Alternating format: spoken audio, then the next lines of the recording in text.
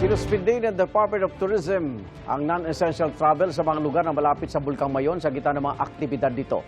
Sinailalim na sa state of calamity ang 8 lugar sa Albay dahil sa matinding epekto ng ashfall.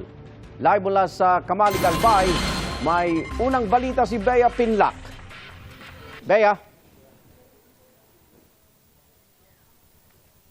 Nangangamba ang mga residente rito sa Albay sa posibleng pagbuga muli ng makapal na abo ng Mayon Volcano matapos nitong maglabas ng pyroclastic density current o uson kahapon.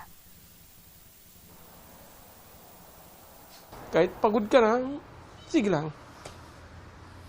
Kaya natin ito, mama. Kaya natin ito. Magkakalampas tayo nito. Walang pahinga ang mga gaya ng pamilya ni Eduardo dahil sa patuloy na pag-aalboroto ng Bulkang Mayon. Hindi pa nila tapos linisin ang abo sa kanilang bahay mula sa pagsabog ng bulkan nung Sabado. Muling nagbuga ng uson o pyroclastic density current ang bulkan kahapon ng umaga.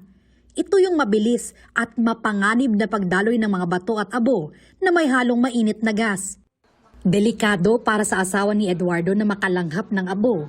Lalo't nakaasa ito sa tracheostomy tube sa leeg para makahinga.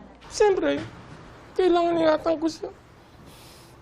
Talagaan, di ko naman siya pwedeng iwan na lang ditong gato. Ang talagayan niya. Mahal ko talaga siya. Mahal na mahal. Dumidiskarte na lang daw sila para hindi maapektuhan ang paghinga ng asawa. Naglagay po kami ng mga filter. Binabasa lang po yung tela. Tapos may konting filter na po siya. Siyempre limited po ang budget namin. Yung abot lang na kaya. Kahit nga yung mga walang karamdaman, delikadong makalanghap ng volcanic ash ayon sa Department of Health. Ang ating ashfall kasi is mga fine particulate matter, no? Mga maliliit na alikabok. Ayaw natin makapasok yan sa ating baga. At ang paraan po para maiwasan dyan is gumamit tayo ng ating mga face mask. Patuloy naman ang pamamahagi ng Department of Social Welfare and Development ng food packs at non-food items gaya ng face mask sa mga apektadong residente. Nagmistulang disyerto itong taniman sa Barangay Suwa, Kamalig, Albay matapos matabunan ng napakakapal na abo dahil sa pag-aalboroto ng Mayon Volcano. Nakapanghihinayang para sa mga magsasaka dahil marami raw sa mga pananim nilang gulay hindi na mapakikinabangan. Manghihina ka talaga. Parang gusto ko yung gano'n doon, ma'am, mag-iyak. Nang gano'n na yung nakita namin. Kasi wala talaga kami pagkukunan. Sayang din kasi, ma'am, yung pagod. Madaling araw pupunta ka doon tapos makikita mo yung pananim mo na gano'n na lang mangyayari. Ang medyo mas malala po na talagang wala nang pakinabang or hindi na po mapakinabangan is yung vegetables. Kasi yung vegetables po, after 1 week, malalanta na po yan lahat. So magsisimula ulit ang mga farmers natin para makabangon. Back to zero talaga yung mga farmers natin dito. 200 magsasaka ang apektado sa Barangay Suwa na hanggang 8 kilometro ang layo sa bulkan.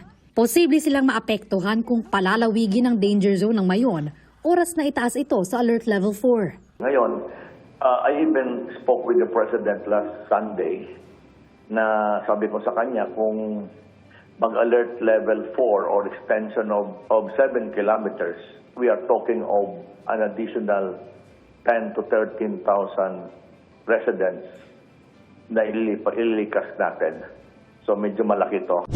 Sa Daraga, Albay, hindi rin bababa sa 200 magsasaka ang apektado ng ashfall.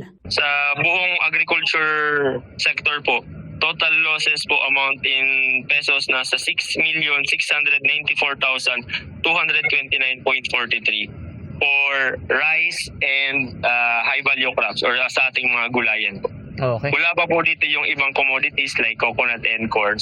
Isinailalim na sa state of calamity ang 8 lugar sa Albay na apektado ng ashfall.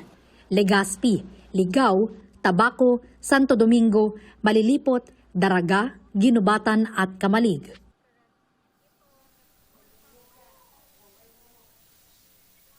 Ayon sa Philippine Space Agency, kung ikukumpara, nasa kalahati ng laki ng Quezon City yung lawak ng bahagi ng Albay na apektado ng ashfall. Yan ang unang balita mula rito sa Albay. Balik sa iyo, Igan.